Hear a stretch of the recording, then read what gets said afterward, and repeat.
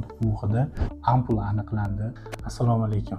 Bizda bitta qiziq holat bo'ldi. Bemor CD qopida o'sma yoki qandaydir o'zgarish bilan bizga yuborildi.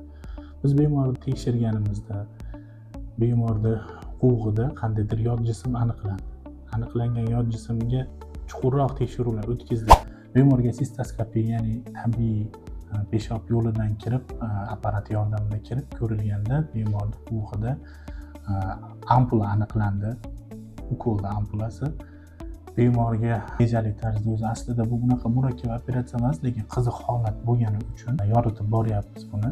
Bu ampula qanday qilib tushib qolgani hammaga qiziq. Endi bizda bitta variant bor. Shu variant menimcha urologlar biladi. CD qopida ochiq amaliyot o'tkazilganda Petzer degan kateter qo'yiladi. Shu kateter orqali tushib qolgan bo'lish ehtimoli bor. 10 yil avval Rossiya Federatsiyasida operatsiya bo'lgan.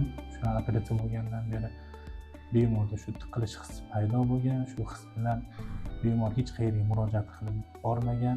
Ko'ringanda bemorni hozir rejali tarzda operatsiyaga oldik. Operatsiyalar muvaffaqiyatli o'tkazildi.